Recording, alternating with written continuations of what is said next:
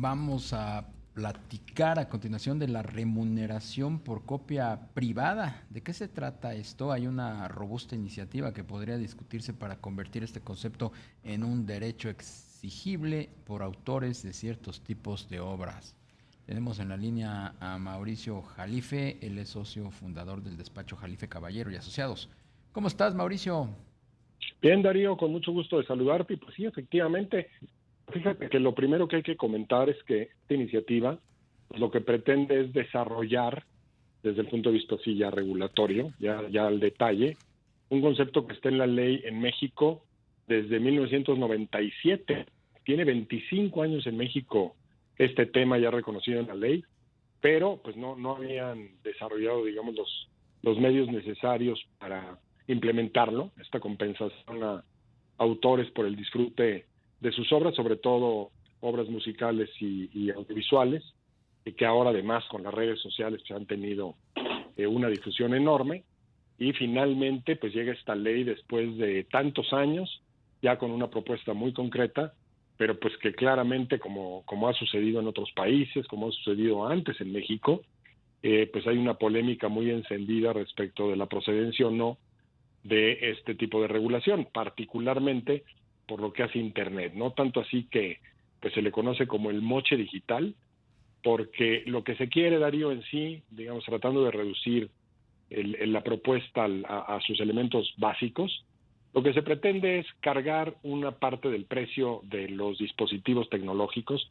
de las tabletas, de los teléfonos inteligentes, de las laptops, de las computadoras, que una parte de su precio se vaya a recompensar a los autores de música y de videos, porque se parte del principio de que cuando una persona compra un teléfono inteligente, por ejemplo, una tableta, pues en buena medida lo hace para disfrutar de estas obras y que muchas veces estos dispositivos inclusive venden mayor capacidad de almacenamiento de contenido, pues justamente por esta pretensión de los usuarios de poder disfrutar de las mismas.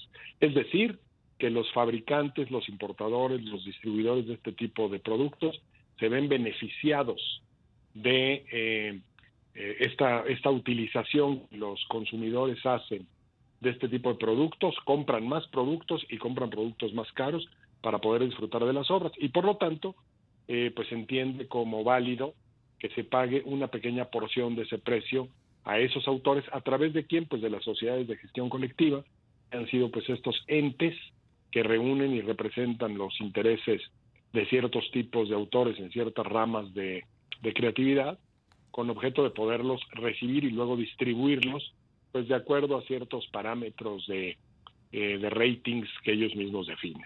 Entonces, pues este es el concepto, ya está la iniciativa presentada, ya está planteada, y pues ahora vendrán las discusiones para tratar de llegar a alguna solución final, estimado Darío. Sí, muy interesante, Mauricio. Te saluda Rogelio Varela. ¿Cómo podría, digamos, que aplicarse este cargo? ¿Cuál sería, pues, un monto razonable? No sé si en algún país, pues, ya opere algo similar. Sí, ya opera en varios países, de hecho, no es novedoso.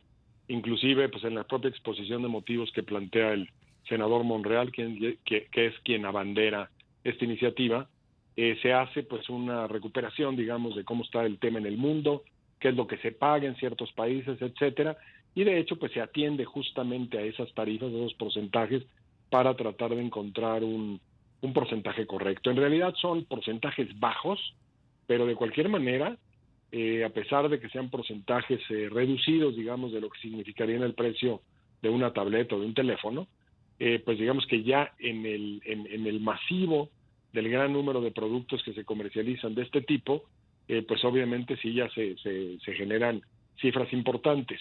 Y en realidad lo que me parece a mí que más está siendo motivo de oposición por parte de los productores e importadores de dispositivos es el concepto mismo, es decir, el tema de tener que empezar a pagar, porque me parece que un poco su argumento es, si empezamos a pagar ahora, pues simplemente habrá que hacer un cambio de tarifas más adelante y el concepto ya está aceptado.